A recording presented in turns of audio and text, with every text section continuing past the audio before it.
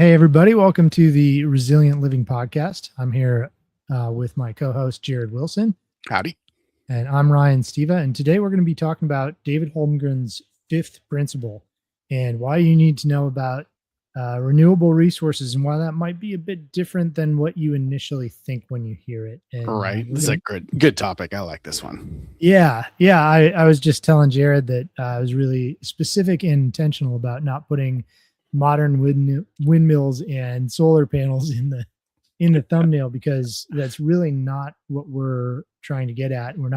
It's not some cliche modern interpretation. It's a lot deeper than that. So right. But AI wants it wants it all the modern. Yeah, exactly. Well, and that's, if you go and dig through the interwebs, anything that's called renewable is going to be, a solar panel or something like that. And it's not really renewable, and it's really not what we're talking about. So, although for right now, while people are jumping in, let's talk about solar panels. All right. Because I have them. Good. I was thinking about, like, this would be kind of funny.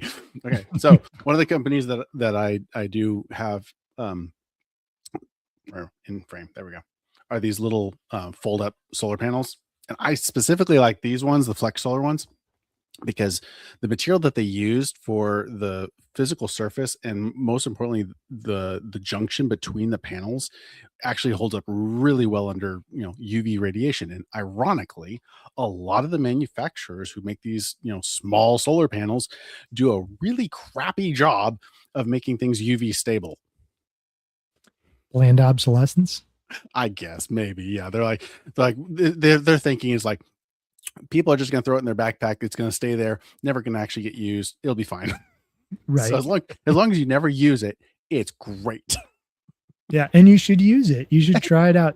Jared let me borrow one of those a few weeks back for a class, and it's actually pretty cool. They do a good job. Yeah, and so this is the little one. This is the 15 watt. So it's got the direct USB output, but then you get like the bigger one, like the 40 or the 60, and it has direct DC out, so you can run straight to an MPPT charger and run to charge controller, battery. You could do pretty big. I mean, I've got all the way up through like 300 watt big panels, but these little guys are great because, like, when you're backpacking, you hang that thing off the back of your backpack and you can keep your stuff charged up as you're going. Like I tell everybody, is like, this little thing, it's going to take like 6 hours to charge up your phone from dead. The bigger ones are definitely easier because you can just toss them out, throw a battery on them, and let them cook while you go out fishing or whatever. But these ones are nice because they're small and light, so you can hang it on your bag while you're walking, because you're going to be walking in the sun most likely anyway. So yeah. I wonder if there's a good way to like strap it on your, if you've got a bag where you can make the clips actually strap really nice. Have you figured that out yet? Yeah. So it comes with a couple of these little carabiners, and most of the bags that I have some kind of a top carry handle, and you can rig it up so that it hangs from that carry handle right over the back, and so it's kind of arced across the back so it catches all the different rays of sun. It works. Nice. Yeah, that's pretty cool. Like I said, I got to borrow one, and I had some fun, running it through tests, and it did. I think you're right. I had the 40 watt one, and it did great. Oh yeah. So if you need one, go to Jared's shop, pick one up. He'll tell you all about it, let you test it out, I'm sure too. That's right. They're always running in the shop. It's funny because, like, I don't have them in direct sunlight, but they're all running hot because just the reflected light in there is enough to pick it up and to discharge, or somewhat. Yeah. So we've talked about the 12 permaculture principles that David Holmgren laid out. Other people have actually come up with a whole bunch more. So if you dig around, I think Bill Mollison had 20 or 30 of them. Yeah, big list. A bigger list that was more in depth, but Holmgren tried to kind of narrow it down to the basics. Yeah, the overarching umbrella of ideas. Yeah, it's like a distilled version. Yeah. And so we're on number 5, which is the concept of use and value renewable resources. And really the idea here is thinking about, I think we've talked about function stacking in one of the previous episodes, where you're trying to use something in as many places as possible. In this case, it's as many times as possible, or keeping it in that loop or in that system as long as possible. Sure. Mm-hmm. So I'm going to throw Jared a curveball here. Okay. I wrote down for another class that I teach the life cycle of a meat chicken and all the different ways that it actually can turn over within a system uh, Okay. in like a homestead, and the ways that I use it and the ways that other people use them. Sure. Like the way that they can like you can use them to till up manure, to turn over compost, that kind of stuff. Yeah, absolutely. So you got any other? I'm just gonna put you on the spot and see what else you can come up with. Oh, 'Cause I've okay. got notes. Oh, okay. I'm sure you don't need notes for this. This is what you No. live and breathe. Well, I mean, like, okay, so yeah, like, birds are really good at finding critters. So I mean, like they can, manage small, insects around your garden. Chickens aren't great in gardens like ducks are, but they can be good for managing stuff around it while they're living. Like I said, good for turning over compost and manure to break that down. That's an easy one. What else we got? Shoot, you are putting me on the spot. All right, I'll throw one at you. Okay. When you process them, you got the guts and things, right? Oh yeah, yeah, sure, right. So that can go in a black soldier fly bin. Yeah. Oh yes. So now we're creating new protein that's safe for my egg laying chickens to eat because it's been processed by something else, right? Right. And that other thing is going to self harvest to those chickens. So I'm going to get, even though it's a meat chicken, I'm going to get eggs out of it. Right. I'm going to get the frass after the black soldier flies have done Or their done. thing. Yeah. Yep. So that's going to be compost for my garden. Sure. So I've got eggs, compost. That compost, of course, is going to turn over and over. Like it's going to, the biological life that's in the black soldier fly and the larva there is actually going to now go into my soil, and it's going to improve my soil year over year. So I've got an ongoing benefit there. Sure. And that's before we've even eaten the meat. Right? I was gonna say, yeah, because you still got, you can render down the bones and make bone broths. You've got the meat itself. Yep. Yeah. So now we've got meat that's going to carry us through and be a benefit. And absolutely render down the fix on it. Feathers for down, making arrows. Yeah. Yeah.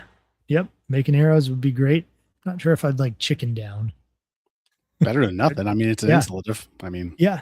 No, you could use it right for an insulator for something. But yeah, absolutely. You can use it for feathers. You can process those down to a lot of different things.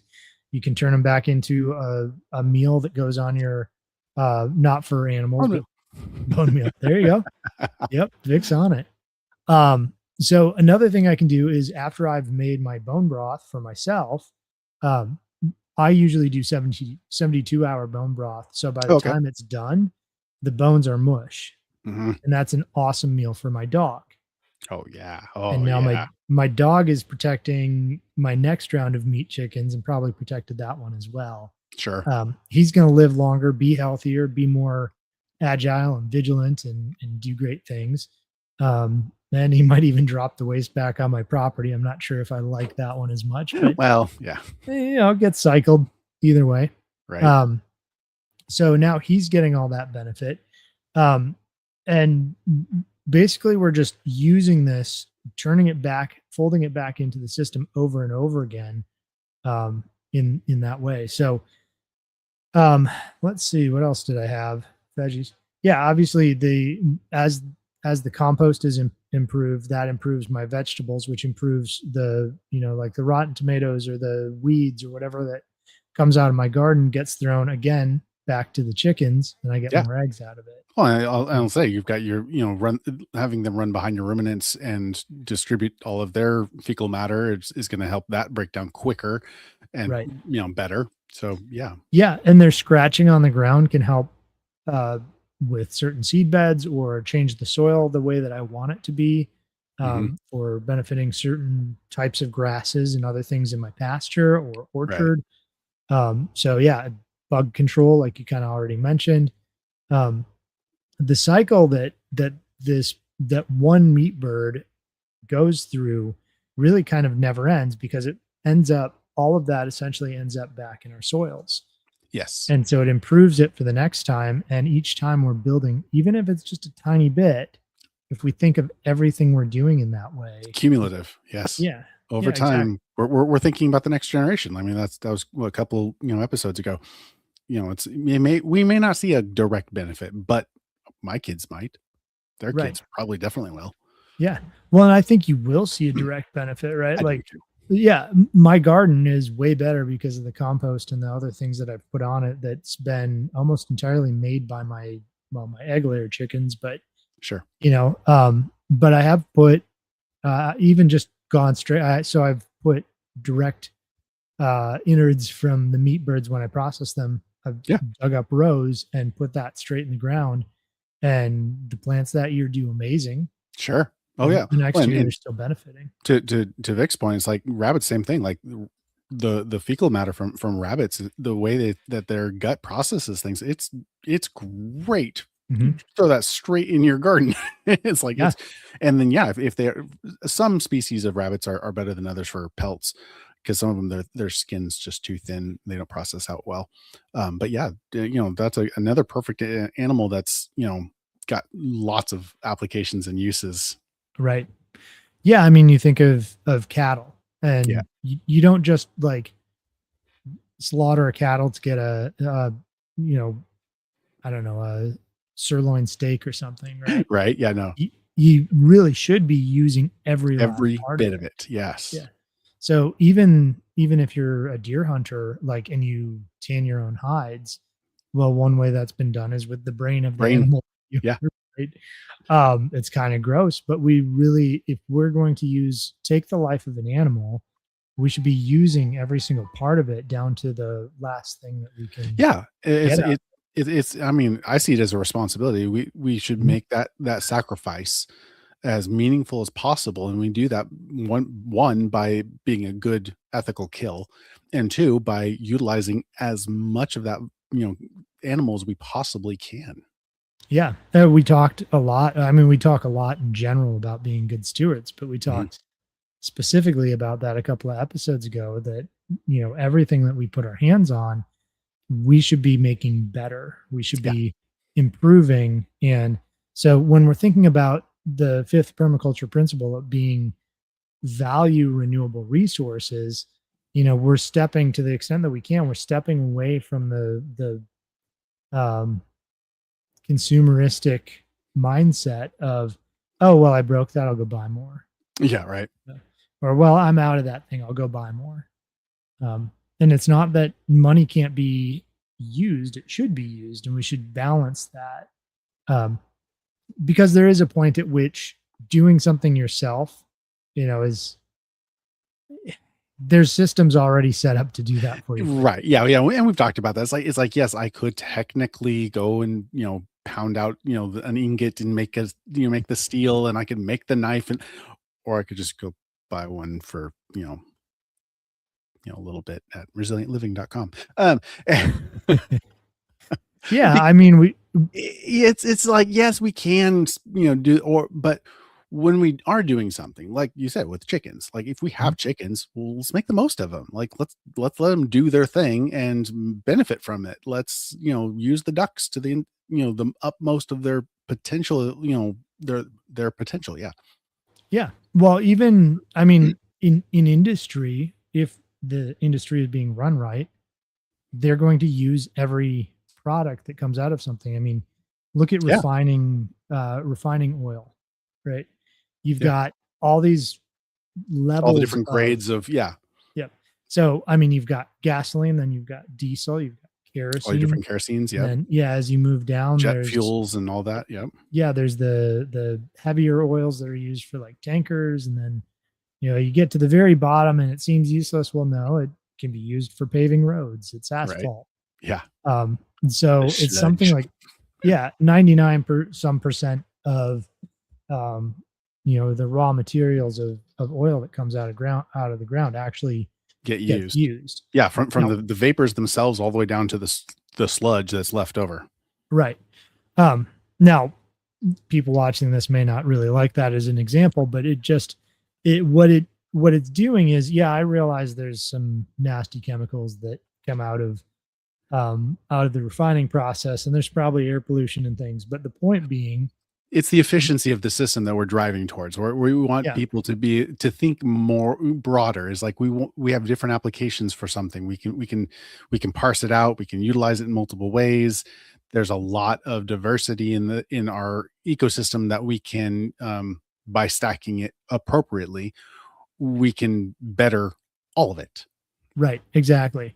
And the amazing thing about doing this in natural systems as opposed to, so if we look at like the, you know, oil production and how we can, how they use so much of that, they use almost 100% of what comes out of the ground. Well, we actually have biological systems that start to reproduce themselves. So let's use trees, for example. Yeah.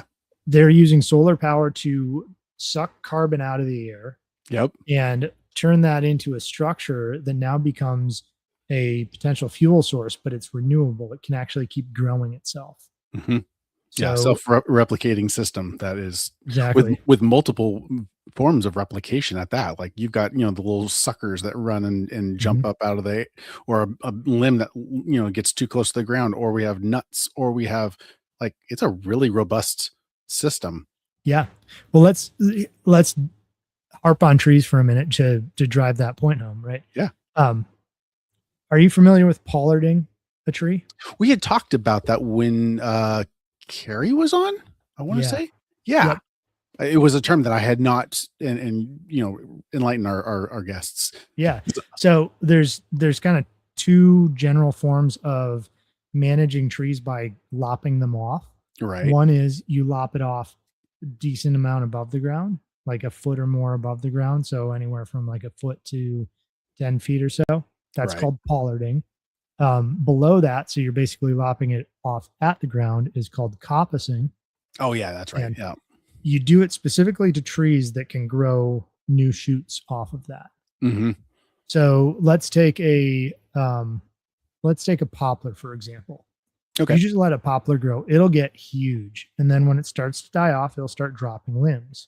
Mm. Another way to manage it, if you want poplar for firewood or for other things, is to let it grow, let's say to 6 feet, lop it off at 6 feet when it's still a fairly small tree.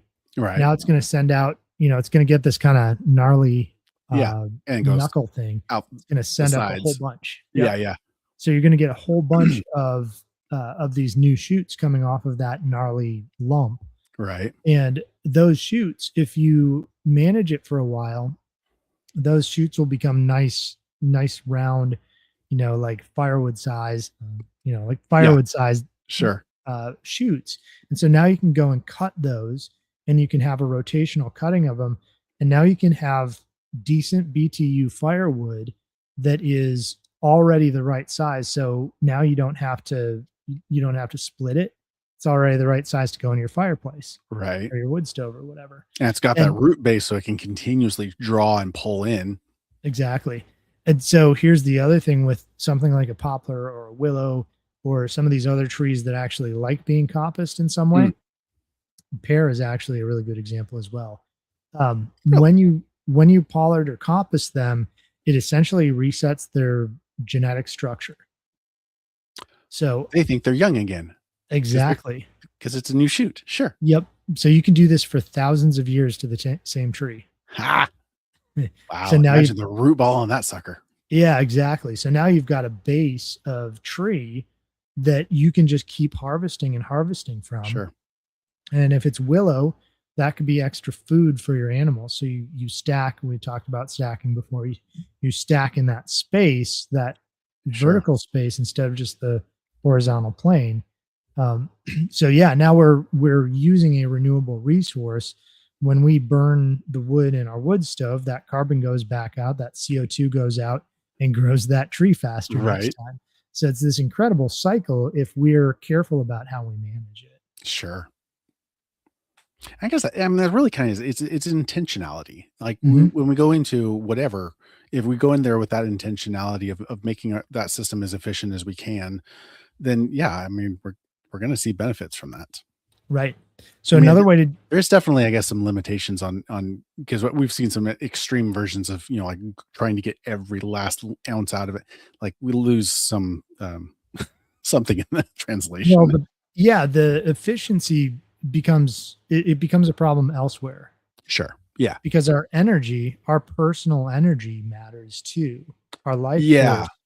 Yeah. When we're spending all of our time in abilities to eke out that last couple percent, not Yeah. the best Yeah, use. it's going to be pulled from somewhere else. Sure. So Sure. the question then is, the real question is, what else could do that work for me? Yeah. Right. Which is exactly what So we're talking about. yeah, because a pig has a job, Yeah. a chicken has a job. Being delicious. That's its job. It's one job. I guess it's got multiple jobs. Um, yeah, It's being big. turning garbage into bacon. Yes, exactly. Um, but pig's root, which is Yeah. useful, Oh pig's yeah. poop, which is useful. They can plug your pond up so it stops leaking. That's Mhm. useful. So turning the animal towards the job means you don't have to. And so let's say it's plugging a hole in a pond. Well, you could go buy a bunch of bentonite clay that somebody used fossil fuels to, dig out of the ground and then Yep. charged you a bunch for and then shipped. And then, maybe it'll work, maybe it won't. Or you can make some bacon while you plug the hole in your pond. That sounds So, perfect to me. I don't yeah. know. And if you've got the right fodder trees or the right, maybe you're growing squash and you've got an apple orchard and you've got some spent fruit, or you've got somebody down the road who's got spent fruit, Right.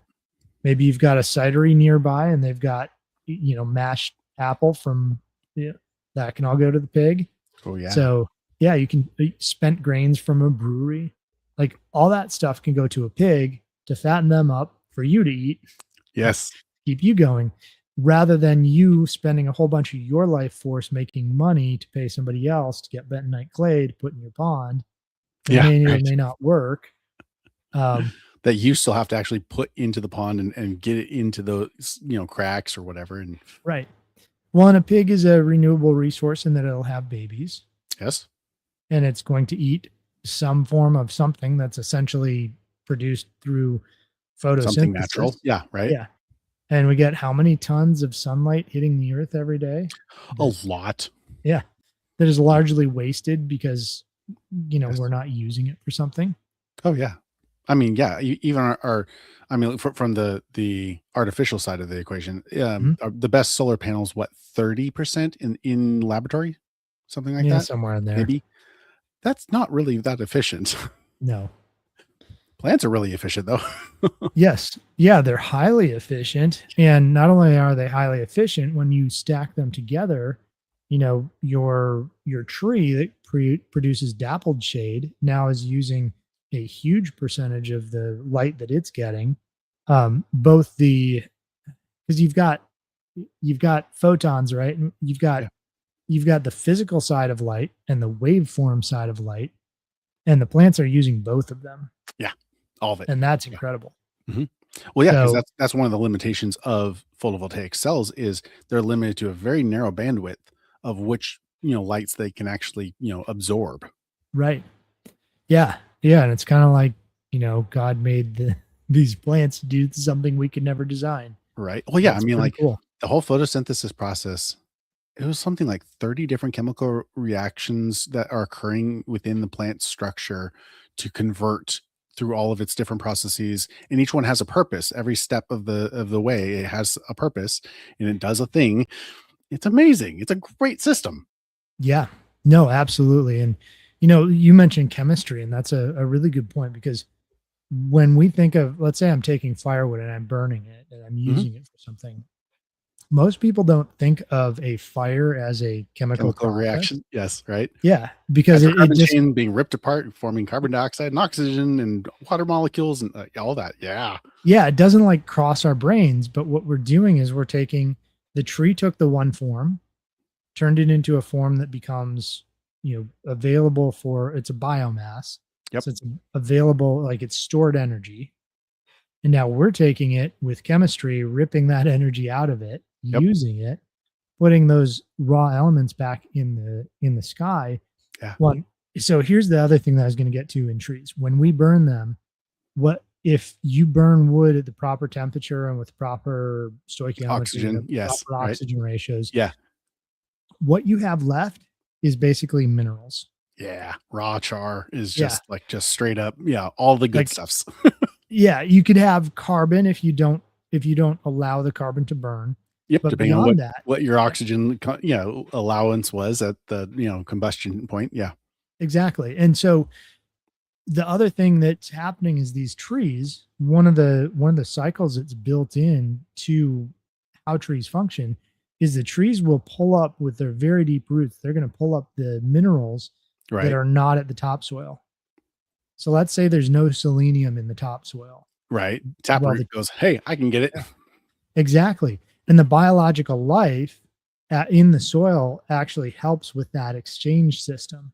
And Right. so the plant or the tree in this case will put out exudates, and the Mm, biologics will actually process the minerals or the other things that are needed into essentially a colloidal form that's that the rad. tree can move with water Right. up through its solar powered pump system. Yes. And so now you're taking, when you're burning wood, that ash that you have left, that's basically just minerals. Those minerals are going to be, because minerals aren't damaged or destroyed in this process, at Right. least the ones we're talking about. Yeah. It's mostly just the hydrocarbon chain that gets ripped Yes, apart. correct. And so now that little bit of ash that you have left in the bottom of your wood stove is highly condensed mineral base that your soil actually needs, Yeah. especially if that tree came from your property. Sure. Or So, you need, I mean, you can use it, yeah, you use that lye to make soaps that are really beneficial to your skin because minerals. exactly. Or so, um, I'm trying to remember his name, Joel Wallach, Okay. cranky old man. Um, I don't agree with everything he says, but he's very interesting in that he wrote this book called Dead Doctors Don't Lie. Oh, okay. And that the premise is that doctors on average die at like 56. Like if Oh, you go into the actuaries, oh, dang. that's the median age. Wow. Yeah. And so starts going through, and the book itself isn't actually that great, but um, he does lay out the case where he started as a veterinarian, then he became an MD. Then he also has like 4 or 5 postdoctorate degrees in pathology Oh, and man. naturopathy and all Sure. kinds of things. So, anyways, in the veterinary industry, he was the first person to find certain diseases that were called different things in animals, but Okay. he figured out that It's they're the the same thing. exact same mineral deficiency. Okay. Um, and so some of it was prenatal stuff, some of it was afterwards. People will get diseases because they were too deficient. Sure. And so he did this huge study in the 70s, is like a multi-million dollar study through a grant Oh, dang. on longevity, basically just like cultures that lived a long time. Okay. So Yeah. it's not uncommon to live to 100 or well beyond 100. Those like green zone studies. Yeah.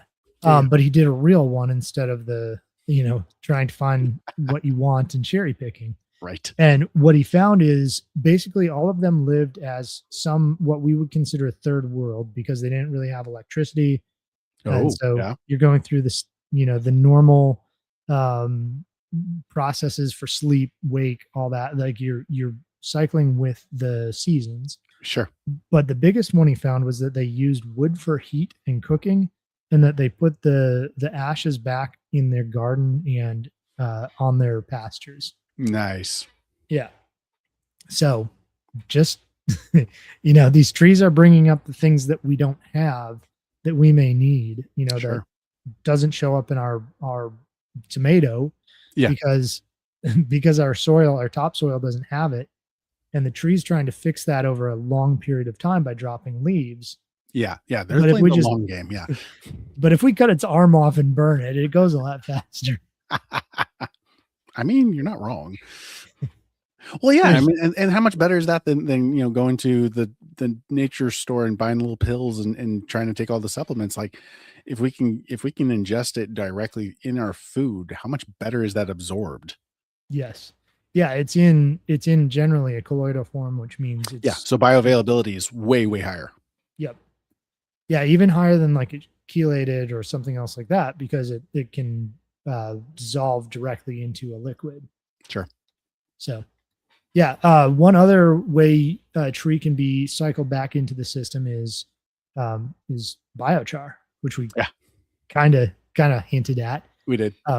Because biochar, so that's going to improve the soil. It's going to improve the number of microbes you can have by, you know, hundreds of folds, hundreds of Many, times. many times. Yes. Yeah. So putting that in the soil now means that your soil is so much more uh, microbiologically rich, which is Right. extremely important for function. Yeah. Beyond that, it also absorbs and holds water and releases it when things dry out.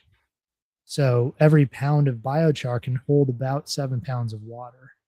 Oh, wow. Dang. Yeah. Yep. So now we're taking this tree and we're improving the soil. If we burn it in the correct way, we can take that biochar and use it in the soil. But what I do with it with biochar is you need to activate it or charge it, it's called. Right? Yeah. So I crush it up and throw it in with my chickens. Okay. Yeah. So my chickens benefit. Yeah. Less diseases. The chickens eat it. They have a lot less digestive issues because of eating it and having access to it. Yep. And by the time they poop it out, it's charged and ready to go in the garden. Perfect. Yeah. But it also removes smells and things from coops. So Right. Yeah, it's kind of so that mixed with open grain wood chips really absorbs all and deals with a lot of those nastiness symptoms, I would say. Yeah. of chickens. No, I mean that's the main complaint, right? Is people are like, I don't want chickens smell. They smell and they scratch things. Well, it's a good thing if it's used correctly. Yeah, exactly. Because the reason they smell is because of high nitrogen, high ammonia. Well, if you harness that to break down high carbon, you're benefiting both. And so then their job is to scratch. So let them scratch that carbon and nitrogen and ammonia together until it becomes compost for you. Yeah. So yeah, you should never be like, if an animal does something that makes them unpleasant to have, think about how you make that problem the solution. Yeah. Well, and we see the same thing in character flaws in people. Like, well, no, it's just a bad application of a talent. Yeah. Like, yes, you may have, a incredible attention to detail, which makes you really annoying. But you would be well suited for certain industries that need that. Like, that's a good thing if it's applied correctly. Mm-hmm. Yeah, I think the people who are labeled, neurodivergent or whatever, they're the most interesting people ever. You just have to direct their energy towards something that's, maybe not quite as nuanced and boring as the thing they're. Yeah, we get bored easily. Yeah. But yeah, I mean, I don't know how you were in school, but like I was homeschooled. Oh, well, yeah, I was too. But like going to college for me, it was drudgery. I should not have been in college, but that was everybody has to go to college. Oh, right. My college experience was diverse. I mean, I took Latin and machining and welding and soccer and music theory and music appreciation. Like I was all over the place because I mean, you did it right. My first year was at a tech school. Sure. Where basically the government was paying me just a tiny bit to go because they covered my whole tuition plus Sweet. like books. Yeah. That was good. I got to do welding and trigonometry and stuff. That's the only reason I went. I was still in high school. And so I got to go for like $8 a semester because it was like concurrent enrollment. And so like I graduated high school with like double the number of credits and like a 4.6 GPA or something like that. Cool. It works. Yeah, I know somebody who was unschooled. Yeah. And she had to learn so she had never really done anything with math by the time she was in high school. Oh, wow. But she wanted to do dance. Like she wanted to take dance in a college class. Okay. And she was required to have done algebra 1 and 2. Oh. So she went online, she found resources, she learned algebra 1 and 2 and like basically mastered it in 2 weeks. And because she had the right incentive. Sure. right? That's What funny. did Charlie Munger say? Show me the Oh, show incentive, me and the I'll show you incentive. the outcome. Yeah. Yeah. Right. He was interesting, Charlie Munger. His concepts on incentives. Yeah. He always had something to say about incentives. Yeah. Sure. But you can move that over to your kids or to your farm animals. Yeah. Oh, yeah. Yeah. If they don't have a reason to do something, they're going to push back. If they have a reason to do something, they're going to, yeah, absolutely. Yeah. I mean, so Joel Salatin, they keep their cattle. There's some confinement. They'll have a hay area. And so it'll get really deep in hay. Oh, okay. Like they've got a barn or a covered area during the winter. And so to deal with that, what they do is they bring in pigs. And so as the cattle are kind of getting the hay matted down and piled up and wasting it, Sure. they'll be throwing corn and other grains in the hay. Yeah. And so then over the winter, because of the cattle peeing on it and things like that, it'll be wet enough that grain starts to ferment, and the pigs love it. Oh, that's funny. So they'll go through and they'll root. I'll root through it. Yeah. Yeah. He'll take pigs that do a really good job rooting, because some pigs do better than others. Yeah. And they'll go through and they'll root that entire system up, create compost, turn it for them. Nice. So he's given the pig an incentive to do its own job. Right.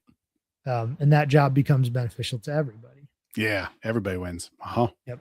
So even the things like, we should always think of waste on a homestead, on a permaculture site, as that's an evil word, right? It's an untapped resource. Yeah. I made the mistake once. I wrote up like a follow-up after a consultation with somebody and said, here's how to deal with human waste. And they promptly corrected me and said, that's not waste. That's right. Like, yeah, you're right. I was not being careful with my language. Thank you. Too funny. Yeah. But no waste. Yeah. I mean, we should, as we're thinking of cycling things, we should really never have waste, or very little. Yeah. Yeah. There's always gonna be stuff that doesn't break down further, or that, like, I don't have a use for that. Yeah. Right.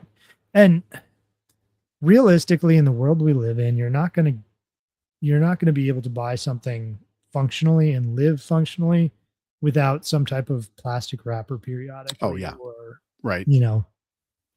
Taped up box. I mean, I can reuse the box. I can't reuse the tape. Yeah. Unless you're, what was that one dude's name? Something Brown. He's got the plastiline processor. He's using like microwave and vacuum or something like that to make gasoline alternative out of plastic. It's like, you know what? Good on you. I mean, like, sure, why not? Go for it. Yeah, I agree. My concern is dioxins. Oh yeah. Oh, there's lots of issues potentially. Yeah. With the whole process. I mean, go for it, man. I'm glad he's doing it. It's just whenever you're dealing with plastics, even if you're trying to turn them back into the petroleum product they were when they started. Yeah. Man, when you heat that stuff up, you're always going to have some yuck off of it. Yup. Oh yeah. So, I'm trying to think of what else renewable resources we have. Using seeds that you can propagate. Oh yeah, like what's that apple that you found? That was it Russian? The Antonovka. Antonovka. Yeah. Yeah. How cool is that? Because like growing up, like if you wanted apples, you had to have a sapling or a cutting that you could then propagate. And that was fine. But like if you could go from seeds and not have it be a just nasty little pruny looking right, like that's awesome. Yep. Yeah, and you can do grafting, so you could take a seed from any variety and graft what you want onto it, but you still don't know if that thing you're grafting onto has good disease resistance. Right. You don't know how big it's going to get. So yeah, lots of questions, and something like an Antonovka where you can actually reproduce the seed true to type and know what you're getting every time. Great option. But I learned not long ago, or I kind of stumbled upon the fact that in, those really cheap seed packets, they're like 25, 50 cents somewhere in there that you can get at the store. I saw your Yeah. video on that. That's hysterical that those ones are the not, GMO crap because that's actually expensive to do. Like that actually makes a Right. lot of sense. The cheap seeds are actually better. Hmm. I mean, Yeah, and wait.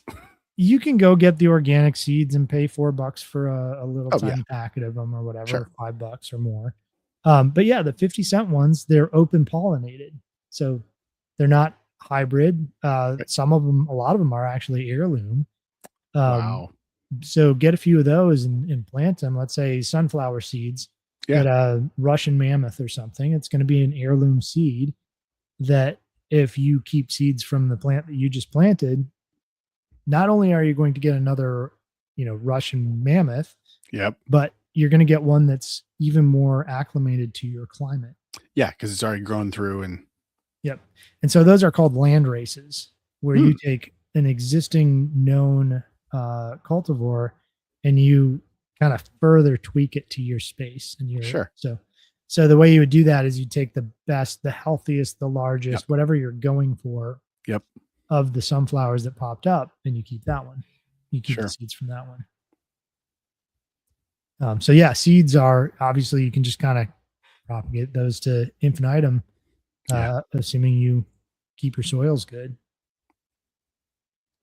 My issue with harvesting seeds is always like the preservation, like, because some of them need to be kept cold and or humid or whatever like that, and they always go bad on me, and I forget about them. Yeah. It's Well, like, there's some what seeds was that that last. seed? It's like that doesn't look right. Mm. It's fuzzy. Some of them need to go fuzzy before Yeah, they it's true. will. They like Some of tomato them need to seeds if you want burn. to save them. Yeah, Yeah, or burn, or uh, it's wild. be cold stratified, That or yeah, scarified.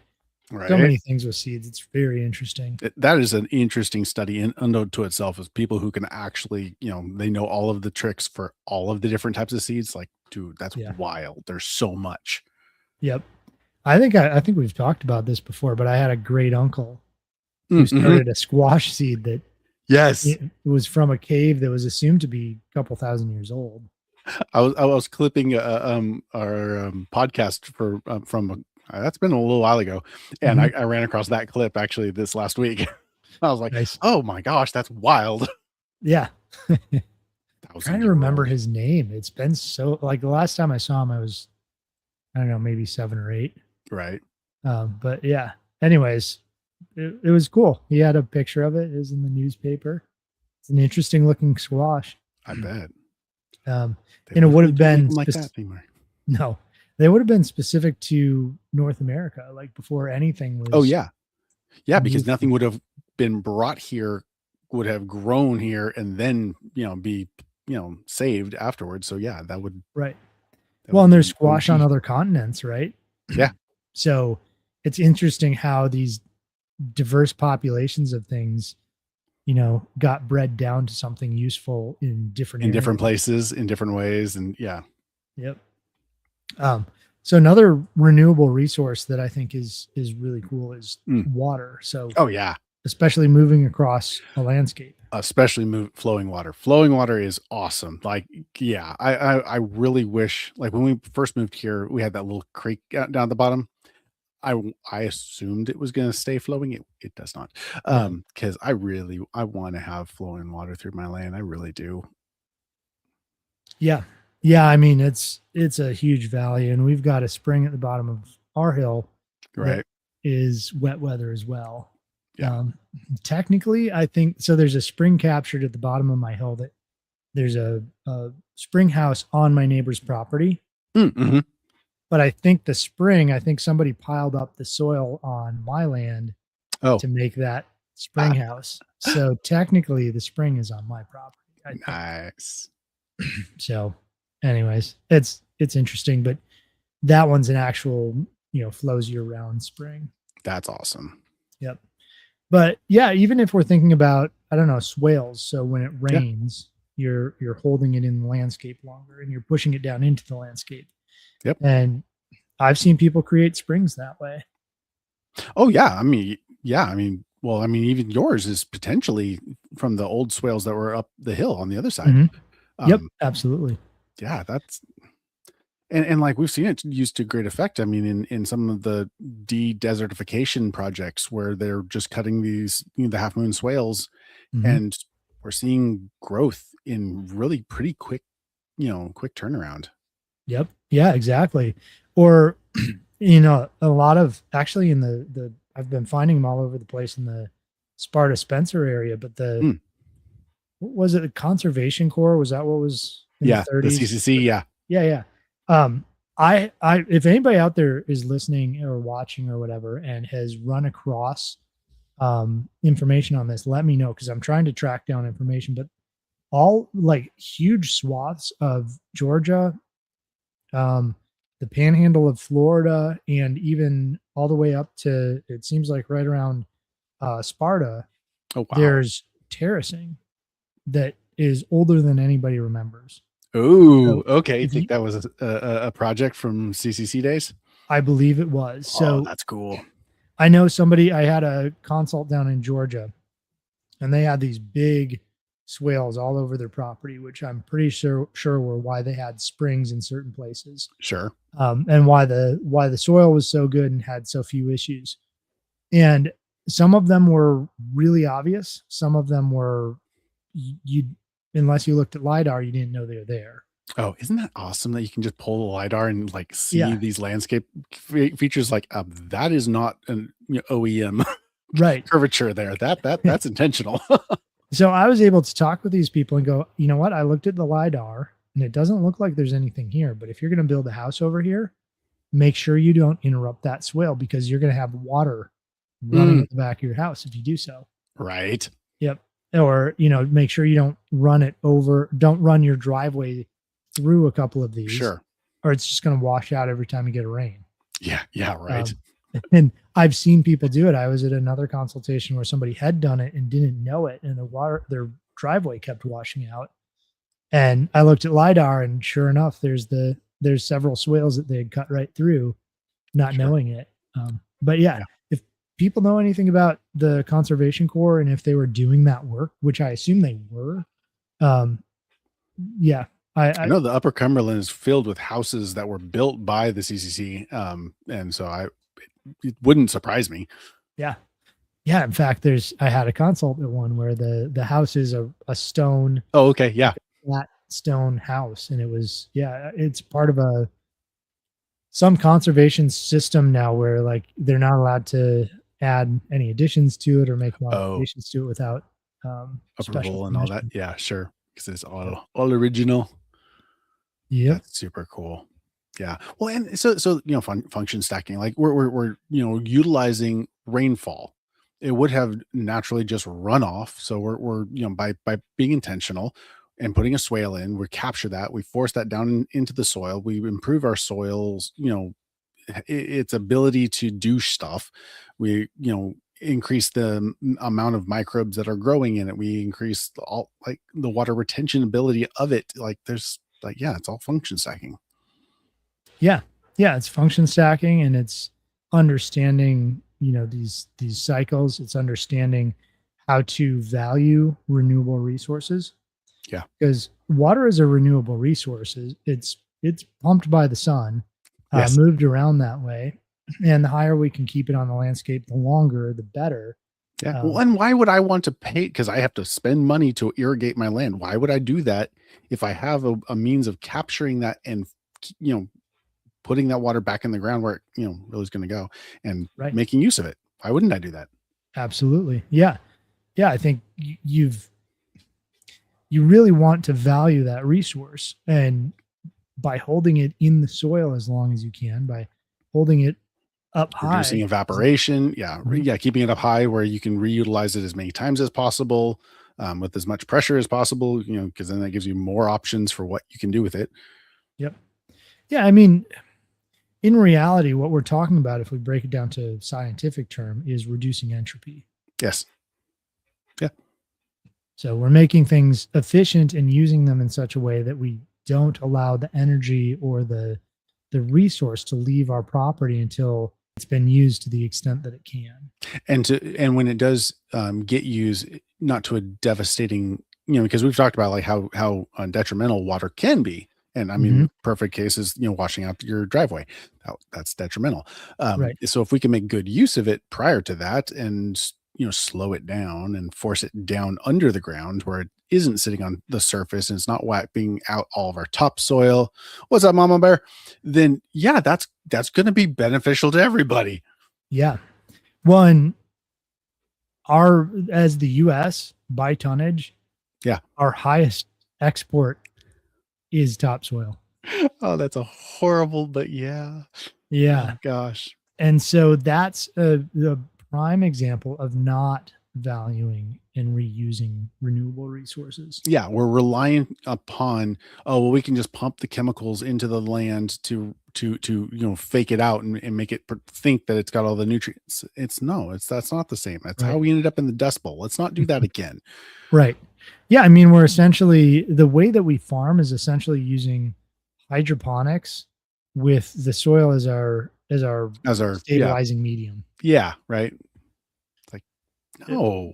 Yeah. Making three minerals in the format that the plants are forced to uptake them, like they don't have a choice. Yeah, because it's the only thing that's available, and so they need something. So that's what they have. I mean, we're seeing the same kind of impact in the bees, where they have these giant monocultures. They are nutrient deprived, and they are Mhm. susceptible to diseases. And now we have colony collapse.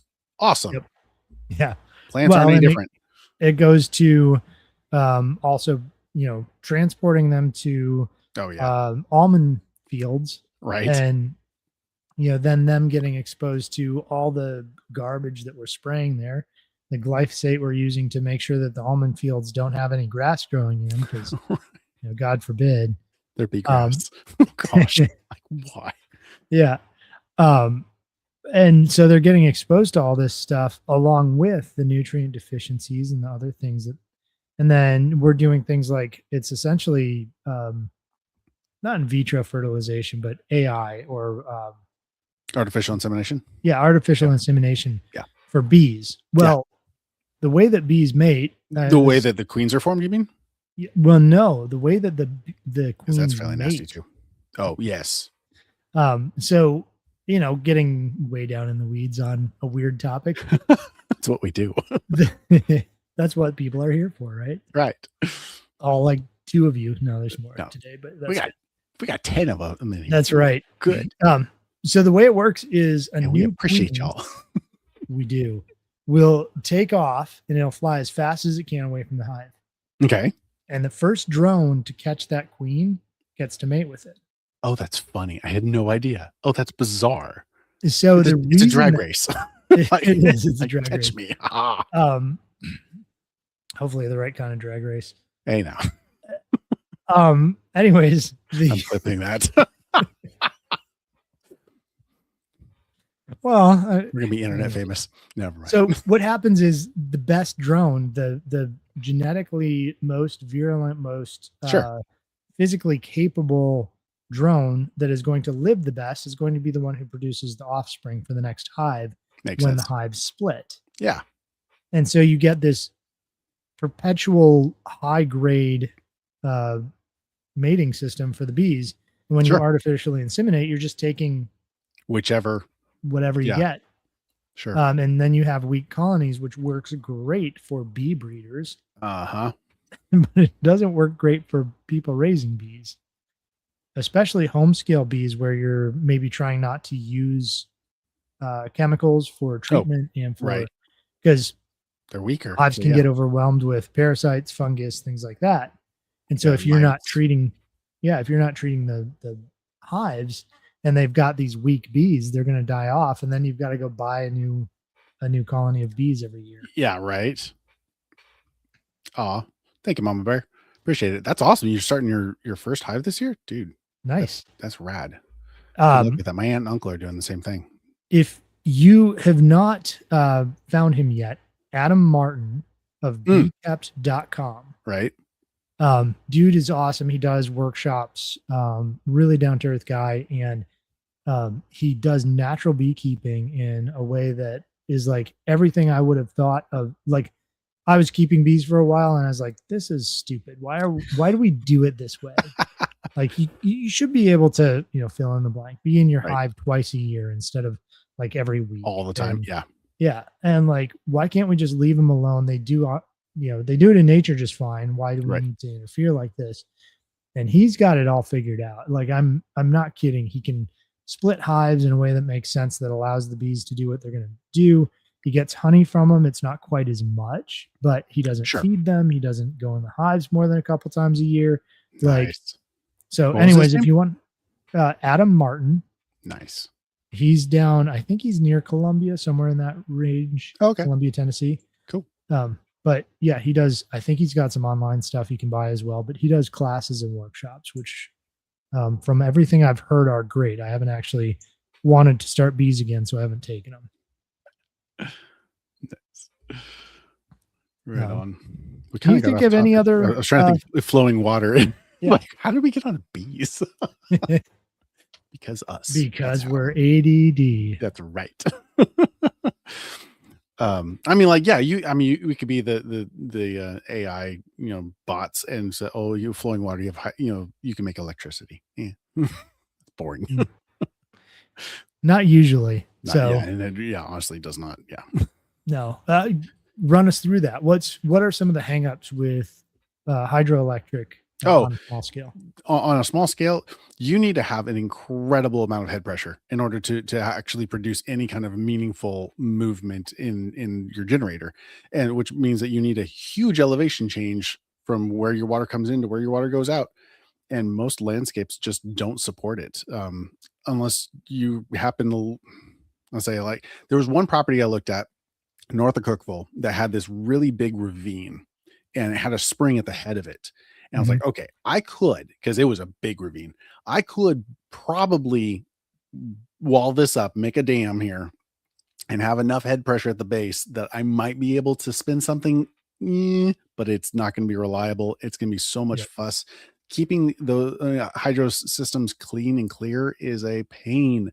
It's one of those, like, it seems like it would be easy. It seems like it would work well, and it doesn't. No. Not on a small scale.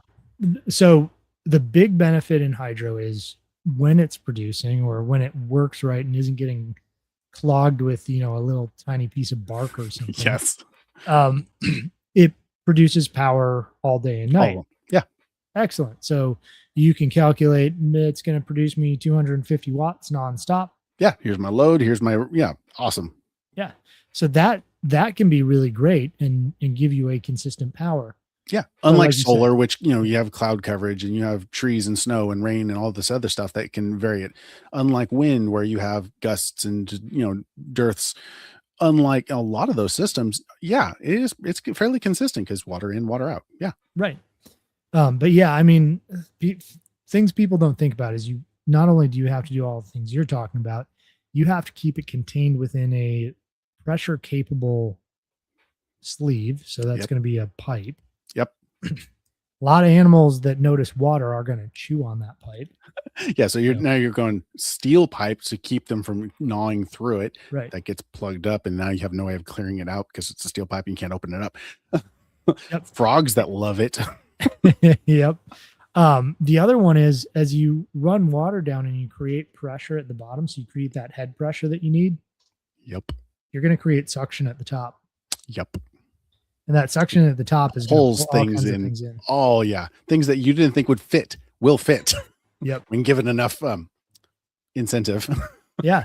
Or let's say, you've got some type of filter and it's working, and everything that would go down it gets sucked to the side. Yep. You're like, great, nothing went down it. Well, now it's going to start sucking air in from the top.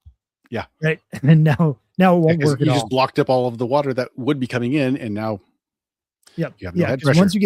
Once you get hydrological lock, or I should say airlock in a hydrological system. Yep. That's hard to get rid of. Oh yeah. Yeah. You to refill it all. It's like anyone who's played around with a siphon. Mm-hmm. Once you have that air bubble at the top, it's dead. Like you're going to have to pull it out, reprime it, fill it back up, go again. Yeah. And we could probably go on for another 2 hours about all the problems with hydroelectric. Probably. Mini hydroelectric. Very cool. It works in some circumstances. Oh yeah. But you will be the hydroelectric engineer from the moment you put it in until the moment you decide it's not Yeah, worth it you will anymore. never not be fussing with it. Never. Yep. So yes, you nailed that one. That's absolutely correct. Um, yeah, but hydro, I mean, it's kind of cool. The other thing you could do is you could do a large, like a large water wheel. Yeah. That tends to be more viable, but it's more viable in one sense, but it can still get clogged. You get a really hard rain and you get a lot of tree limbs and things pushing through, or just Yeah. so much water that it washes it out. So you're still And still it's, the same issue. I mean, like, gosh, most of them are made of wood. They Mhm. break down. Anytime you have a junction between wood and metal, you have, chemical reactions that cause that expand, and you have, when it gets dry, things crack. Like yeah, no, it absolutely is better, but it's so much better to use water to be water Mhm. than to use it as a medium to create something else. Yeah. Well, I think one of the areas where people make a mistake when thinking about electricity and creating energy Mhm. is not understanding the difficulty in switching potential energy to electrical energy. And so I saw another one of those AI generated. You should, instead of buying batteries for your Oh solar gosh. system, you should use a weight based battery. Oh yeah, the gravity battery kind of Yeah, setup. gravity Yeah, bat. Thank sure. you. Yeah, I'm like, yeah, except yeah, how much electricity does it take to lift a car, 100 feet in the air with a yeah. winch? Right. Not that much. No, given So on its time, way yeah, down, when you're getting like you're not getting that 30% much. efficiency, if that, you're not getting that energy back, Nope. right? So it's just it's a non-starter as far as our modern use of energy, Yeah, to think of gravity batteries. yeah. Well, and most people don't understand the scale. Like they're like, oh, this is a couple hundred watts or something. Like you don't realize how much power you use. I mean, your microwave is over 1,000 watts. Mhm. That's a lot of power. Like, Yeah. and that's just your microwave. We're Yep. not Yeah, talking about usually your 12 to freezer. 15. Yeah, exactly. Yeah, a lot of the newer ones are absolutely. We're not talking about your stoves. We're not talking about the refrigerator and freezer. The power requirements are huge. So a system like that isn't. I mean, it might help maybe, but is it worth? Again, going back to, is it worth the extra fussing that we're going to have to do because we're going to be the extra energy input to Right. maintain it? Well, and how about the number of times you had to charge your drill battery to put up this tower, Yeah, or the amount of gasoline you had to burn to saw down, use your sawmill to saw down these giant beams that you put together that can handle lifting that kind of weight. Like, right. you've expended more energy than the thing will ever store. Yes, yes, very easily. Yeah. So probably, in like, I don't know, a lighter's worth of fuel, I think there's enough energy to, if you're using it efficiently, to recharge your phone like 30 times. Is it really? Wow, It's something like that. that's wild. I'm sure that's not exact. Might correct me if they watch it. Feel free to. Anyways, um, yeah, it's the amount of energy stored within fuel and how little we think of that is, it's pretty mind blowing. That is wild. I've got to know now. So You're how much frozen.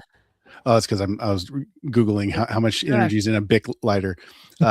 Full size Bic lighter contains approximately 4.7 grams of isobutane fuel, holding 220,000 joules. That's 64 watt hours of potential energy. Yeah, that's a lot Yeah, for, 64 and that's just one little Bic lighter. 64 watt hours of energy. Like that. I didn't figure this out. Yeah, that's wild. Dang, Yep. So maybe that's not 30 times, but it's still a bunch. Like that's yeah. still a lot of energy. Yep. That's funny. Cool. You got any other examples of reusing or tying renewable resources back into your property? Ooh.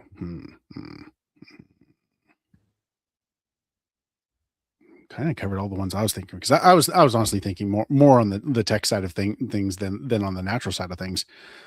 But we've kind of brought both of those in this conversation. Yeah. One of the things that Holmgren kind of covers Yeah. in his principle, the fifth principle, is that you have to be a realist in it. Like you're going Mm-hmm. to use some amount of expendable systems or product or whatever else to get that renewable system up. Sure. And that's a world we live in.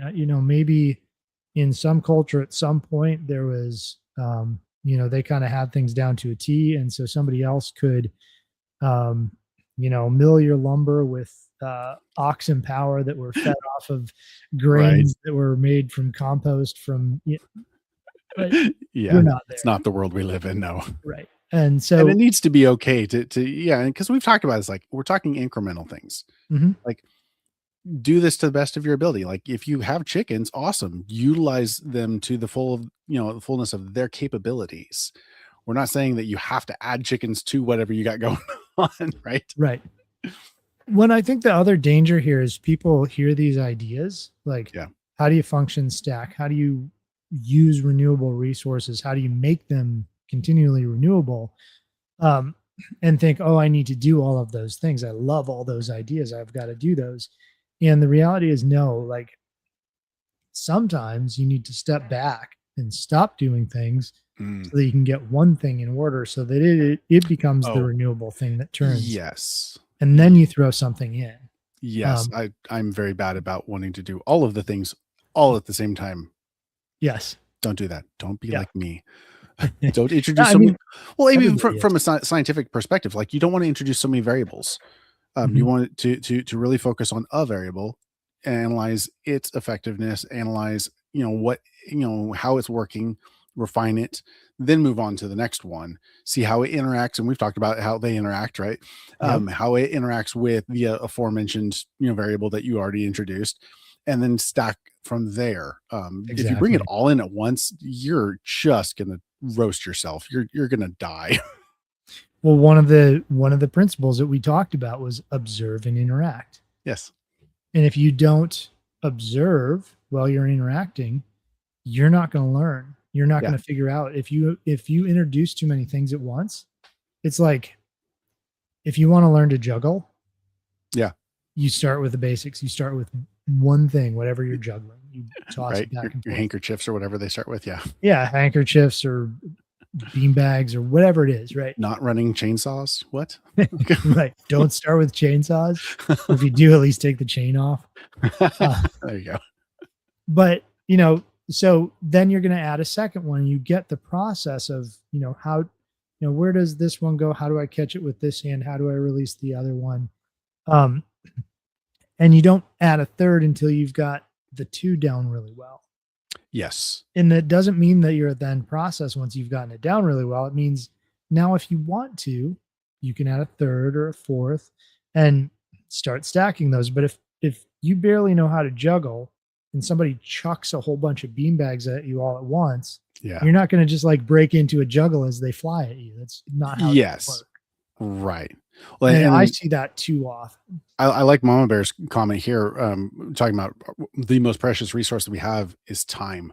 I Mhm. can't agree with that more. That is absolutely true. And we've talked about it before. Like, if there's one thing that you can do in your permaculture, your homestead, in your just general life that saves you just a few minutes, boy, that Mhm. adds up. So Yeah. if you can refine your process of that one thing, and it doesn't take you that 10 minutes a day, that will make Yep. such a massive, real, tangible difference in your life over time. Yeah. No, simple automation Yeah. makes a huge difference. Oh yeah. Um, I in my home inspecting business, I pay for a software that's more expensive than others Sure. because it gives me automation tools so I can do if this then that. Took Yeah. quite a while to set up and get dialed in, Right. but now now I can do it, I can set up another home inspection while I'm in the crawl space of the one I'm at, right? Sure. Oh Not yeah. that I do that, but I could. Good. Well, when I had my biomedical engineering firm, I designed a calculator, and I could walk into an ambulatory surgery center. I could ask a couple questions. How many OR suites do you have? How many recovery beds do you have? I Mhm. could plug that information in, and I could give them a quote in 10 seconds. Nice. Because I knew just by industry standards, if you have this many, OR suites, if you have this many recovery beds, this is the scope of your equipment inventory, and this is about what it is going to cost. And I was within like spit and distance on every bid. Yeah. Cool. It takes Yeah. When I time, was, but it, it does. having that system makes the biggest, difference. Yeah, I built a spreadsheet that had a whole bunch of back end stuff that you didn't see, but I could send it to, um, basically when I was in the cabling industry, the low voltage Hmm. cabling industry, Yeah. very similar kind of idea where there's a back end that they couldn't see, but I could send them a spreadsheet and That they they could could plug fill out. in, Yes. yeah, the number of data drops they wanted, the distance they were going.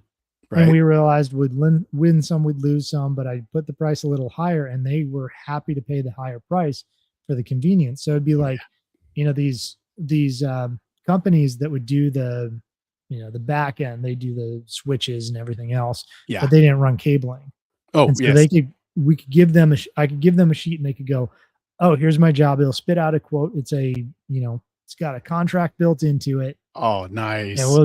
we'll schedule guys and send them to do the work. Sweet. And yeah, they loved it, but that's something that's automated where you can, you get your process down. If I hadn't been doing that work for several years already, there's no way I could have gotten the pricing right. Well, yeah, and so going back to observe and interact is you have to live in that environment. You have to live with your homestead to Mhm. really understand the nuances, and we've talked about those nuances, like those little details. They're really important, and you learn to appreciate them and value them, and they allow you to refine things better. Yeah, absolutely. And I hope people are catching on to, I'm sure we've got a smart audience, Yeah, yeah, that as we're talking, you're seeing how each one of these principles actually shows up with the others and how they start tying together. Because that's part of the idea of this series is we're talking not just about the individual principle, but how observe and interact as a principle. That was hmm what, principle three, I think so. or Yeah, something. Um, ties to the next principles in line, like function stacking or use and value renewable resources. So these things start to mesh and yep, become that spider web that's resilient. yep, absolutely. Um, I had a few quotes. I Yeah. don't know if you saw those yet. No, I hadn't scrolled down that far. Okay. So one of them was Jeff Lawton, and he has this quote that gets used fairly often, but he said that you can solve all the world's problems in a garden. Oh, I like that. Yeah, but it doesn't mean like, yes, it means that people who tend gardens are going to be a lot better off. Right. But what he's getting at is the things that you learn in tending a garden, Yes. the principles that you put in place if you're doing it right are actually the same principles that would basically change the world. Oh yeah. There's a lot that we have lost. I was talking with my pastor about it a couple weeks ago. In being removed from plants and the cycles. We're so used to being able to just go to the grocery store, doesn't matter what time of year, and getting apples and getting pineapples and getting kiwi and grapes and all these things that we've lost those cycles of that occur naturally in life where you have this during this time and now we don't have that. You wait until next season and we'll have that again.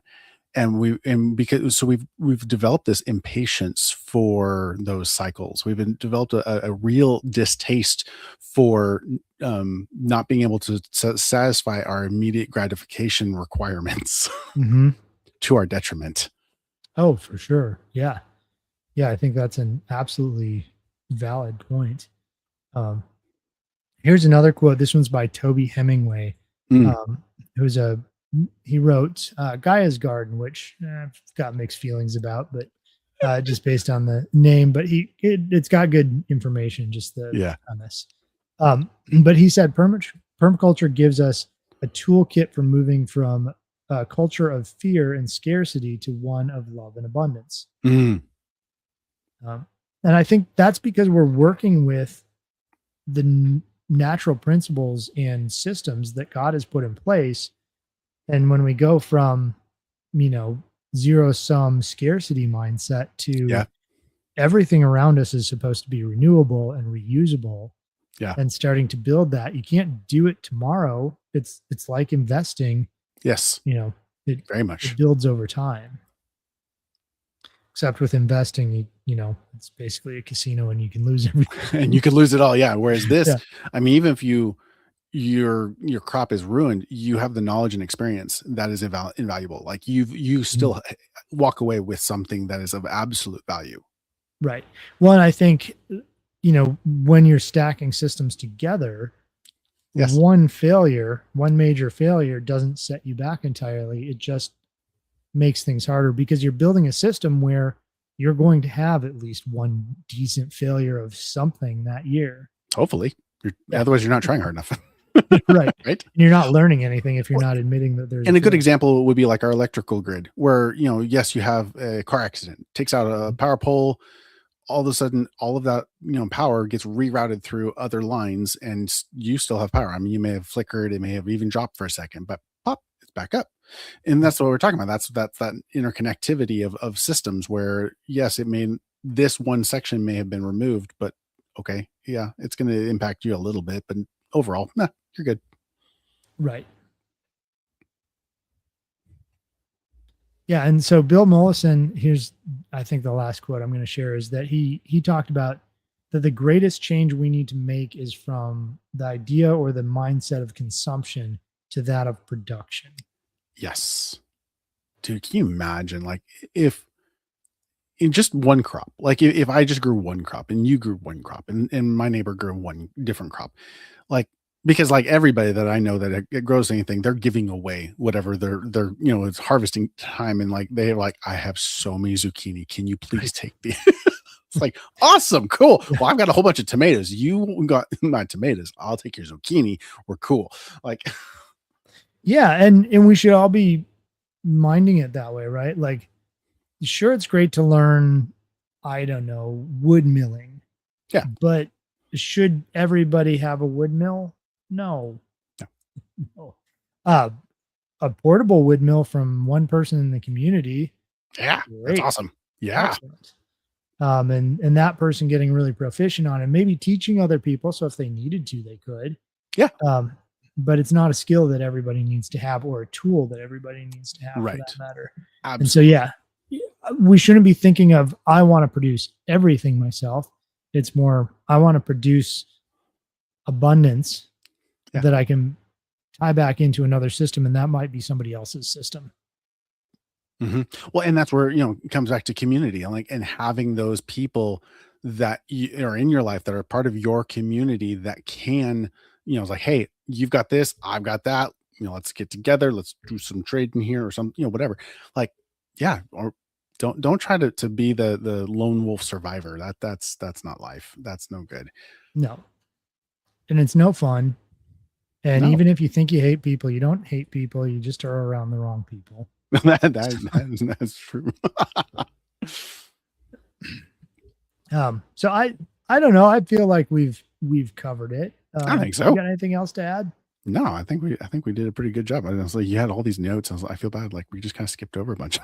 Oh no, it's not a big deal. It was I told Jared before we started, it's kind of like vomited notes of a bunch of stuff that I think we hit all the highlights. I think people Yeah. probably hopefully got a good rounded understanding of what we're talking about and yeah, what David Holmgren is talking about too, Right. how this starts to tie back to some of the other principles. So Yep. if you want to learn more about this, you can watch our previous episodes on the previous principles, or if you want to subscribe, Yeah.